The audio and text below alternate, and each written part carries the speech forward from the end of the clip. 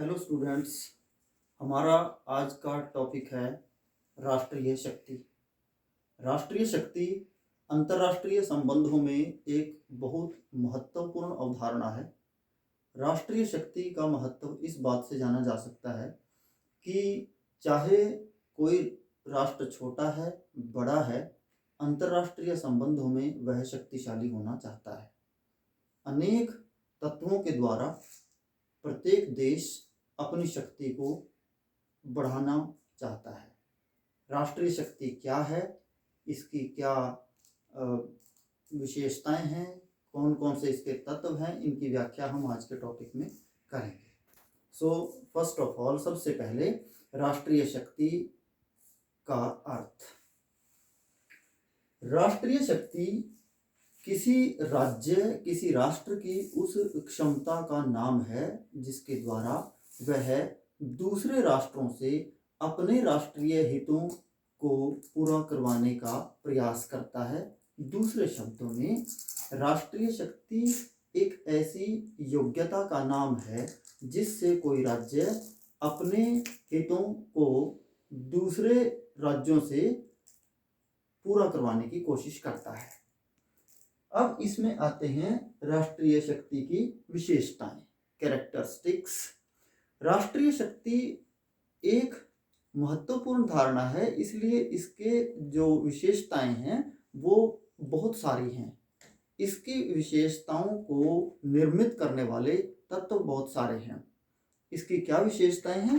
Number 1, राष्ट्रीय शक्ति के निर्माणकारी, जो इसको बनाते हैं राष्ट्र को शक्तिशाली, बहुत सारे तत्व हैं, वो हम आगे की वीडियो में करेंगे। राष्ट्रीय शक्ति के निर्धारक या निर्माणकारी तत्व अनेक हैं, जिनमें भूगोल भी है, प्राकृतिक संसाधन भी हैं, जिसमें सेना भी है, जिसके अंदर खाद्यान्न भी है और अन्य बहुत सारे पदार्थ हैं। दूसरा है, राष्ट्रीय शक्ति के क्योंकि अनेक निर्माणकारी तत्व हैं, इसलिए सभी तत्व महत्वपूर्ण हैं। हम ये नहीं कह सकते कि राष्ट्र की दृष्टि से किसी देश के पास यदि सेना बड़ी है तो वो शक्तिशाली है, यदि उसका भूगोल बड़ा है तो वो शक्तिशाली है। राष्ट्र की दृष्टि से, राष्ट्रीय शक्ति के दृष्टिकोण से जितने भी तत्व हैं, चाहे वो छोटा है या बड़ा है, तमाम तत्व महत्वपूर्ण हैं और उनकी एक विशेष भूमिका है। तीसरा है, राष्ट्रीय शक्ति अविभाज्य है। इसको हम टुकड़ों में नहीं नाप सकते, हम इसकी व्याख्या टुकड़ों में नहीं कर सकते। राष्ट्रीय शक्ति एक ऐसी अवधारणा है कि जो क्योंकि अनेक तत्वों से मिलकर बनती है, सभी तत्व इंपॉर्टेंट हैं, इसलिए इसको हम तोड़ नहीं सकते। इसको छोटे छोटे हिस्सों में बांटकर हम इसकी व्याख्या नहीं कर सकते। फिर राष्ट्रीय शक्ति एक ऐसी धारणा है जिसको हम इवेल्युएट नहीं कर सकते, इसका मूल्यांकन नहीं कर सकते। कहने का अर्थ ये है कि हमारे पास कोई ऐसा मापदंड नहीं है जिसके आधार पर हम ये कह सकें कि कोई भी राष्ट्र इतनी शक्ति रखता है, वो इतने किलोग्राम, इतने मीटर शक्ति रखता है, अर्थात इसका मूल्यांकन बहुत कठिन है। उसके बाद है पांचवा पॉइंट, तुलनात्मक प्रकृति। राष्ट्रीय शक्ति तुलनात्मक दृष्टि वाली होती है, अर्थात इसका हमें पता तब चलता है जब हम दो राज्यों की तुलना करते हैं। तुलना के आधार पर ही हम बता सकते हैं कि किसी राज्य में कितनी शक्ति है, दूसरे राज्य की अपेक्षा वो कितना शक्तिशाली है। फिर है सापेक्षता का होना। सापेक्षता का अर्थ है कि एक राज्य की शक्ति दूसरे राज्य से जुड़ी हुई होती है। यदि दूसरे राज्य की शक्ति में कोई कमी आती है, उसके तत्वों में कमी आती है, तो इसका प्रभाव एक राज्य पर पड़ता है। जैसे 1991 में सोवियत संघ के विघटन के बाद कई राज्यों की शक्ति में अचानक से वृद्धि हुई और इसकी सापेक्षता में रूस की शक्ति में कमी हुई, वो उसकी शक्ति घट गई। उसके बाद है विश्व जनमत का प्रभाव। राष्ट्रीय शक्ति की एक मुख्य विशेषता यह है कि यह विश्व जनमत को न केवल प्रभावित करती है बल्कि उनसे प्रभावित भी होती है। विश्व जनमत राष्ट्रीय शक्ति का निर्माता भी है और यह उससे प्रभावित भी होता है।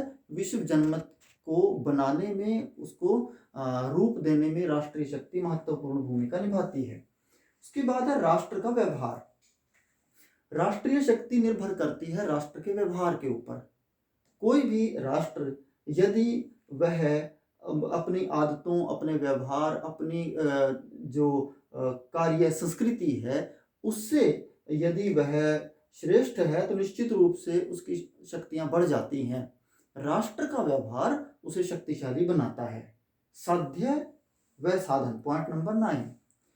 राष्ट्रीय शक्ति अपने आप में एक लक्ष्य यानी साध्य है, एंड है, और ये वहीं दूसरी तरफ एक साधन भी है, साधन जिससे हम किसी चीज को हासिल कर सकें, प्राप्त कर सकें। तो राष्ट्रीय शक्ति एक सिक्के के दो पहलुओं की तरह से है, ये अपने आप में साध्य भी है और साधन भी है। अर्थात राज्य राष्ट्रीय शक्ति को प्राप्त भी करना चाहते हैं और राष्ट्रीय शक्ति के द्वारा अपने राष्ट्रीय हितों को प्राप्त भी करना चाहते हैं।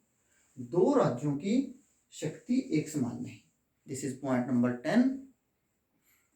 दो राज्यों की शक्ति एक समान नहीं हो सकती। चाहे दो राज्यों के पास एक समान सेना हो, एक समान भूगोल हो, वैसे तो ऐसा हो नहीं सकता, परंतु फिर भी दो राज्यों की सेना, दो राज्यों की भूगोल, दो राज्यों के प्राकृतिक संसाधन यदि एक समान भी हैं तो दो राज्यों की शक्ति एक समान नहीं हो सकती, क्योंकि राष्ट्रीय शक्ति के निर्माणकारी तत्व अनेक हैं, इसलिए दो राज्यों की शक्ति एक समान नहीं होती। तो ये राष्ट्रीय शक्ति की कुछ एक विशेषताएं थी। इसका अगला पार्ट है राष्ट्रीय शक्ति के प्रमुख तत्व। राष्ट्रीय शक्ति जैसे कि हमने प्रारंभ में कहा अनेक तत्वों से मिलकर बनती है। इसके हम तत्वों को दो भागों में बांटते हैं। एक मूर्त तत्व, जो तत्व दिखाई देते हैं, भौतिक तत्व। दूसरा अमूर्त तत्व, जो दिखाई नहीं देते, अभौतिक तत्व। मूर्त तत्वों के अंदर आते हैं जैसे भूगोल, प्राकृतिक साधन, जनसंख्या, तकनीक, सैनिक तैयारियां, आर्थिक विकास। अब इनमें सबसे पहले भूगोल आता है। भूगोल एक स्थायी तत्व है। भूगोल को कोई राज्य अपनी इच्छा से बढ़ा नहीं सकता, उसे बदल नहीं सकता, उसे कम ज्यादा नहीं कर सकता। भूगोल एक ऐसा तत्व है जो स्थायी है। इसके अंतर्गत आते हैं कि एक भूगोल किस तरह से राष्ट्र को शक्तिशाली बनाता है। भूगोल में आते हैं मानचित्र, क्षेत्रफल, जलवायु, अवस्थिति, भू आकृति इत्यादि। इनमें सबसे पहले मानचित्र। मानचित्र किसी राज्य के भूगोल को स्पष्ट करता है। इसके अंतर्गत प्रत्येक राज्य अपनी सीमाओं और अन्य चीजों को व्यक्त करता है। प्रत्येक राज्य अपनी नीतियों को, अपनी योजनाओं को मानचित्रों के माध्यम से भी दूसरे देशों के साथ स्पष्ट करता है। क्षेत्रफल यानी आकार, ये भी राष्ट्र को शक्तिशाली बनाता है। पहली नजर में यदि किसी राष्ट्र का भूगोल या क्षेत्रफल बहुत विशाल है, निश्चित रूप से कहा जा सकता है वो राज्य शक्तिशाली है। तीसरा जलवायु। जलवायु भी किसी राज्य को शक्तिशाली बनाने में भूमिका निभाती है। जलवायु लोगों की आदतें, संस्कृति, व्यवहार, खान पान इत्यादि को निर्धारित करती है। अवस्थिति या लोकेशन, कोई राज्य कहाँ स्थित है, ये अवस्थिति उसकी अर्थव्यवस्था को निर्धारित कर देती है। उदाहरण के तौर पर यदि कोई राज्य बिल्कुल समुद्र के बीचों बीच है तो निश्चित रूप से उसकी अर्थव्यवस्था उसी के अनुरूप ढल जाएगी। यदि कोई राज्य बिल्कुल ऐसी जगह पर है जिसके आसपास कोई समुद्र नहीं लगता, अर्थात वो लैंड लॉक्ड कंट्री है, तो उसकी अर्थव्यवस्था इस प्रकार निश्चित हो जाएगी कि वो अन्य अपने पड़ोसियों को की उपेक्षा नहीं कर पाएगा। फिर है भू आकृति। भू आकृति में जैसे जलवायु, पहाड़, नदियां, तालाब, ये तमाम चीजें आती हैं जो किसी राज्य को शक्तिशाली बनाने में महत्वपूर्ण भूमिका निभाती हैं। उसके बाद आते हैं प्राकृतिक साधन। प्राकृतिक साधन जिस राज्य के पास जितने अधिक होंगे वह राज्य उतना अधिक शक्तिशाली होगा। इसमें आते हैं जैसे कच्चा माल, खनिज पदार्थ, प्राकृतिक उत्पादन, पशु उत्पादन, खाद्यान्न इत्यादि। यदि किसी राज्य में प्राकृतिक संसाधन प्रचुर मात्रा में है तो वह निश्चित रूप से इनका दोहन करके शक्तिशाली बन सकता है। इन्हीं में अगला तत्व आता है जनसंख्या। जनसंख्या किसी भी राज्य का प्रमुख निर्माणकारी तत्व भी होता है। जनसंख्या के बिना हम राज्य की कल्पना भी नहीं कर सकते। जनसंख्या राज्य को शक्तिशाली बनाती है। यदि किसी राज्य की जनसंख्या बहुत अधिक है तो वह शक्तिशाली बन सकता है। उदाहरण के तौर पर चीन, भारत, यूएसए, रशिया, इन देशों की संख्या बहुत अधिक है, इसलिए इनको शक्तिशाली माना जा सकता है। लेकिन यह देखने वाली बात है कि जनसंख्या गुणात्मक होनी चाहिए, न कि उस मात्रात्मक। अर्थात जनसंख्या में शिक्षित, कर्मशील, मेहनती, लगन वाले व्यक्ति होने चाहिए, न कि उसमें अधिक संख्या बीमारों या रोगियों या ऐसे लोगों की हो कि जो कि कोई उत्पादन नहीं करते। तो जनसंख्या राष्ट्रीय शक्ति की दृष्टि से एक अत्यंत महत्वपूर्ण तत्व माना जाता है। उसके बाद है तकनीक। तकनीक में आते हैं सैनिक तकनीक, संचार तकनीक और औद्योगिक तकनीक। यदि किसी राष्ट्र की टेक्नोलॉजी बहुत उत्तम है तो निश्चित रूप से वह एक शक्तिशाली राज्य बन सकता है। वर्तमान समय में हम सैनिक तकनीक की बात करें तो जिन देशों के पास सैनिक दृष्टि से अच्छी तकनीक है, उत्तम तकनीक है, वो राष्ट्रीय दृष्टि से अत्यंत शक्तिशाली देश हैं। संचार और औद्योगिक तकनीक भी किसी राज्य को बहुत ही अधिक शक्तिशाली बनाते हैं। देन आते हैं सैनिक तैयारी। सैनिक तैयारी में आते हैं हमारे युद्ध की तकनीक, जासूसी, सशस्त्र सेना, सैनिक नेतृत्व। युद्ध तकनीक अर्थात कोई राज्य अपनी युद्ध किस प्रकार करता है, परंपरागत तरीके हैं या आधुनिक तरीके अपनाता है, उसकी सेना के पास आधुनिक हथियार हैं अथवा नहीं। देन सैनिक नेतृत्व में सेना की कितनी क्षमता है।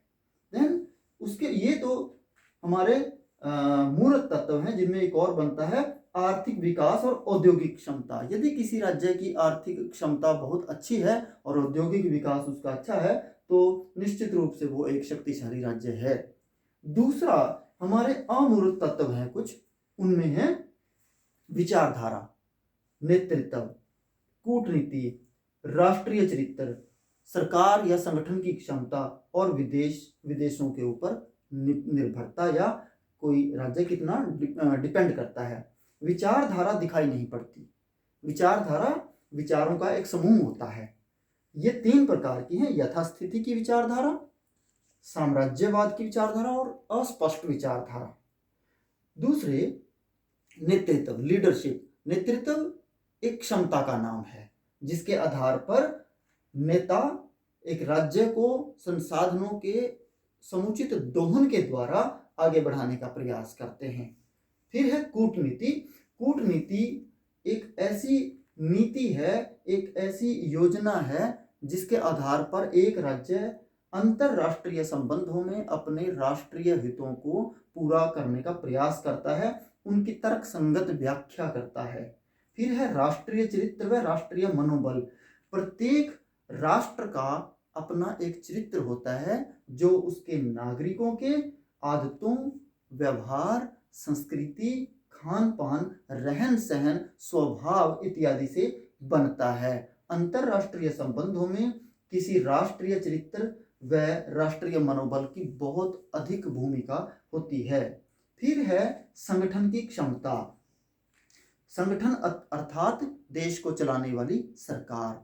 सरकार की क्षमता भी राष्ट्रीय शक्ति को बहुत अधिक महत्वपूर्ण बनाती है। यदि किसी सरकार की क्षमता इतनी अधिक है कि वो थोड़े संसाधनों से भी अपने राष्ट्रीय हितों को पूरा कर सकती है तो निश्चित रूप से वो सरकार, वो संगठन शक्तिशाली है। यदि कोई सरकार या संगठन जनता की अनुचित मांगों को ठोकर मार दे तो वह शक्तिशाली मानी जाती है। विदेशों पर निर्भरता, यदि विदेशों पर कम से कम निर्भरता रहेगी तो वह राष्ट्र शक्तिशाली होगा। संक्षेप में राष्ट्रीय शक्ति का जो टॉपिक है अत्यंत व्यापक है, संक्षेप में हम इतना ही कर सकते हैं। धन्यवाद।